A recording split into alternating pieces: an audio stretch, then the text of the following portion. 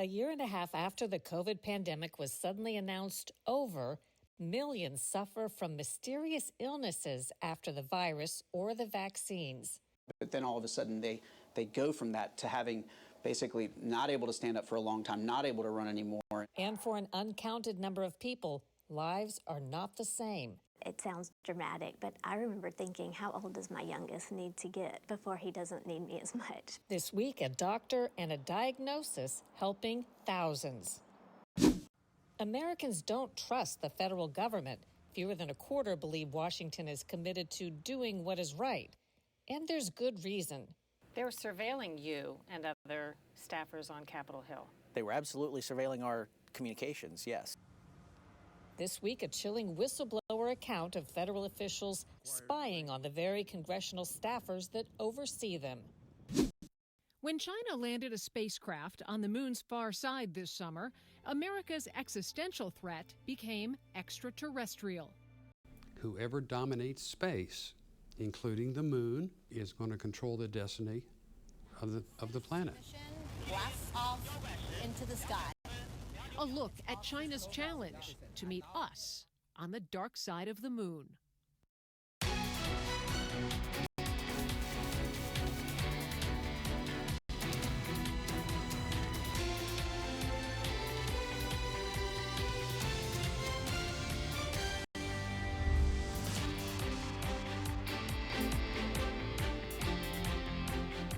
Welcome to Full Measure. I'm Sharyl Attkisson.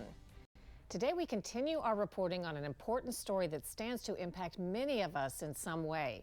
It has to do with the latest research to help people suffering after effects from COVID vaccines, or both. The work we've done on this topic has been viewed by millions on TV and online. Today we head back to Birmingham, Alabama to get an update from a doctor who's become an international resource for diagnosing, treating, and unraveling the mysterious illnesses. Down right there. Dr. Jordan Vaughn has been playing medical detective ever since he first began diagnosing and treating COVID illnesses and vaccine injuries that are still confounding many doctors. The additional thing we found is the venous component of that and had to fix that as well. One of his newest discoveries has to do with something he's found in a significant subset of patients.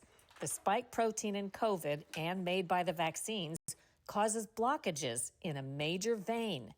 But the current way to fix it is actually something called a stent. The body's iliac vein carries blood from the left leg to the heart.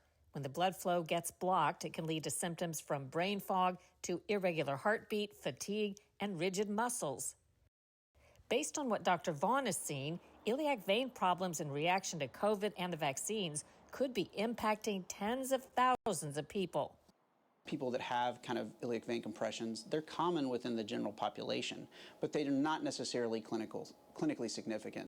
But then all of a sudden they go from that to having basically not able to stand up for a long time, not able to run anymore, and it's just significantly affecting their life. So actually opening up that iliac vein allows that blood to get back to the heart, and at the same time drain, in a sense, drain your venous system.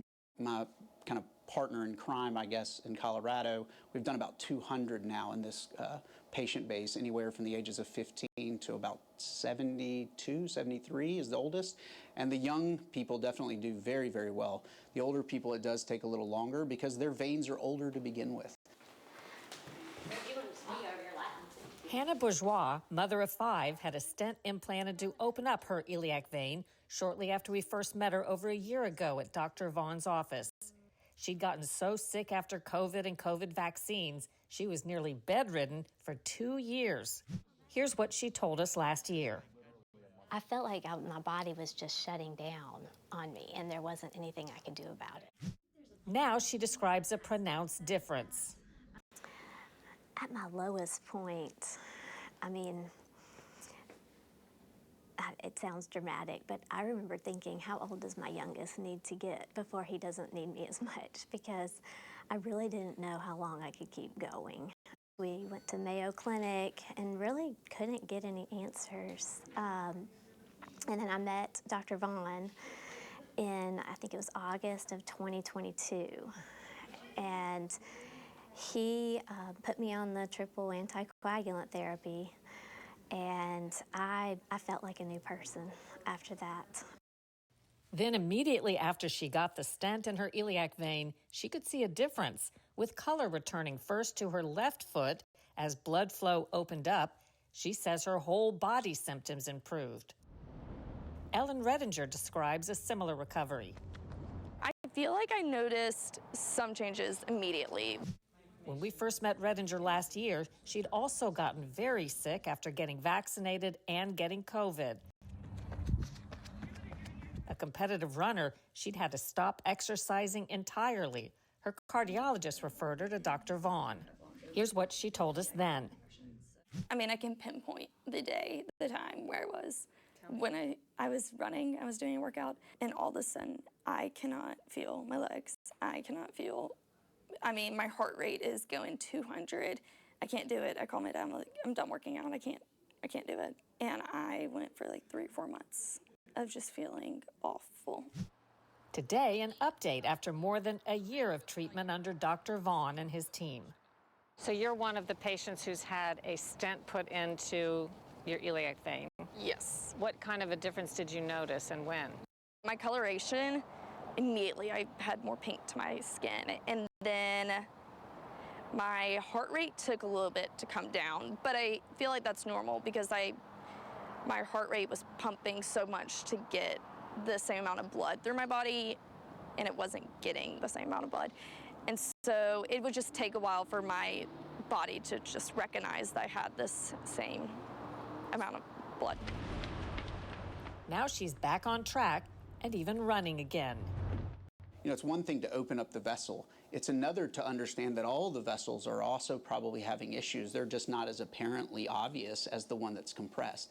And so we've got to make sure not only that we open it up and allow venous flow to happen, but we've got to heal the rest of the vasculature too. And there's lots of ways that we do that, whether it's with anticoagulants, other kind of supplements that help with the inside of the vessel to heal back to the normal state. What is your thinking today as to what is being caused by people who had COVID, maybe even without symptoms, versus what may be caused by people who had COVID vaccines and a problem with that?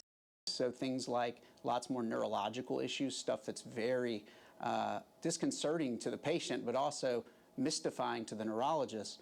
On top of that, it seems like immunologically, the vaccine makes your immune system in many ways different than it would be if you just had COVID. A lot of that is being discovered after the fact, which is kind of quite disconcerting. The federal government doesn't seem to be putting much effort into the vaccine injury part of the COVID equation, even after hundreds of millions of Americans got the shots and we're still learning about serious side effects. A major study called Recover is spending more than $1.6 billion tax dollars to find drugs that might help people with long COVID. But since most people who got COVID also had one or more vaccines, I asked a study spokesman, how are Recover researchers working to distinguish the impact of vaccines versus just COVID? The spokesman replied, confirming that Recover researchers are tracking vaccination status, but they are not currently studying long vax. I asked then, how do the researchers know if the illnesses they are seeing are due to long COVID or due to long vax or some combination thereof? The spokesman declined to respond and cut off our communications.